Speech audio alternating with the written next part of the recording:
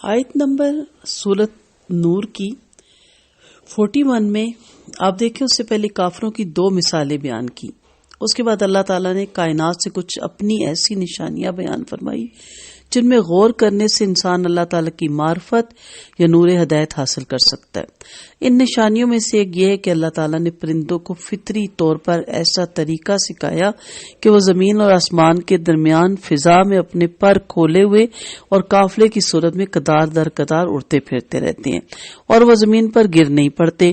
پھر بعض دفعہ وہ اڑتے اڑتے اپنے پروں کو سمیٹ بھی لیتے ہیں مگر گرتے پھر بھی نہیں. آخر ان پرندوں کو یہ طریقہ کس نے سکھایا؟ زمین کی کشش ثقل جو کاغذ کے ایک ہلکے سے پرزے کو بھی اپنی طرف کھینچ لیتی ہے، انہیں کیوں نہیں کھینچتی؟ تو یہ چیزیں غور طلب ہیں. پھر کائنات کی ہر چیز اللہ تعالیٰ کے حکم اور اس کے قانون کے سامنے سر تسلیم خم کیے ہوئے ہے. تو کیا انسان ہی اتنا غافل ہے کہ انسان ہی اپنا سر اپنے رب کے سامنے نہیں جھکاتا؟ جس کام پر اللہ تعالیٰ نے لگا دیا وہ بغیر کسی شک و شبے کے اس کو سر انجام دے رہے ہیں، اور فطری قانون ان کے لیے اللہ تعالیٰ نے بنائے ہیں، ان سے وہ بالکل تجاوز نہیں کرتے. ایسی اطاعت کو بھی ان کی نماز اور تسبیح کہا جا سکتا ہے. تاہم ان اشیاء کی نماز اور تسبیح کے علاوہ کچھ اور ہی چیز ہے جسے ہم انسان یا جن جو مکلف مخلوق ہے جان نہیں سکتے. اور تسبیح کرنے والی اشیاء اپنی نماز اور تسبیح اور اس طریقے کار کو خوب جانتی ہے، جیسا کہ اللہ تعالیٰ نے خود سورۃ بنی اسرائیل کی آیت نمبر 44 میں بتایا کہ تم ان کی تسبیح کو سمجھ نہیں سکتے. ہمارے لیے اتنا ہی بہت ہے کہ اس کی تمام تخلیق، چاہے وہ جاندار ہے چاہے وہ بے جان ہے، ہماری نظروں میں وہ بے جان ہے لیکن وہ بھی تسبیح کرتی ہے. ایون کہ زمین کی کنکریاں بھی تسبیح کرتی ہیں.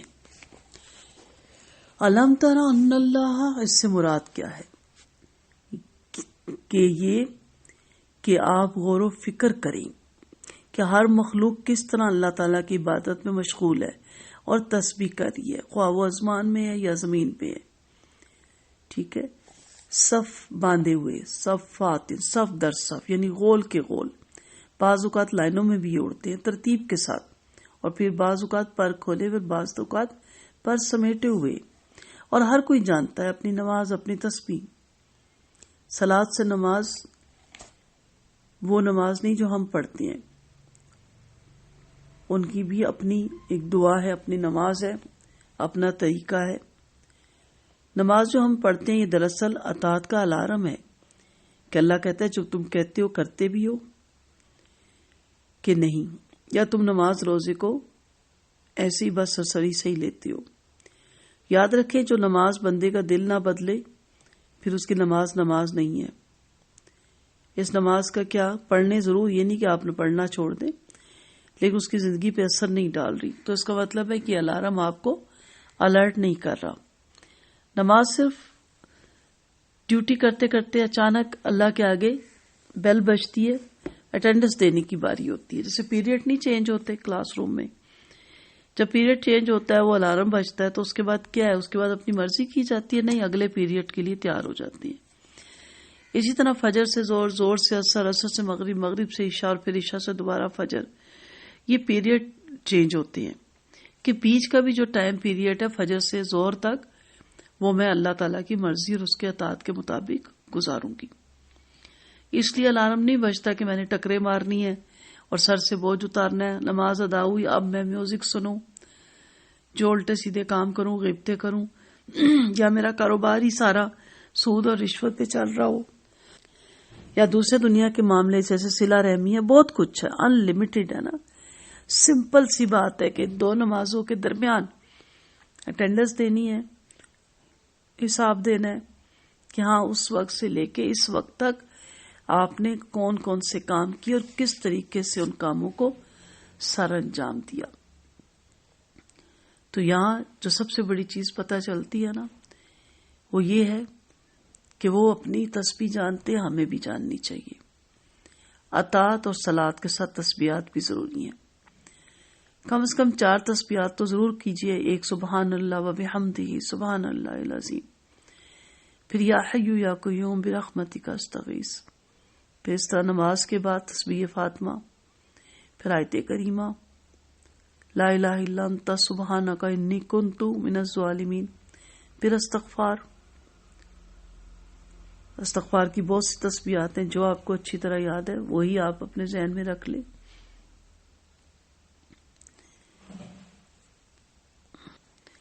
لہذا پتھر بھی تسبیح کر رہے ہیں، تو پھر ہم اگر اس کی تسبیح اور بندگی نہ کریں تو پتھروں سے بھی حقیر ہوئے نا، وہ پتھر جن کو انسان اپنے قدموں تلے رونتا ہے۔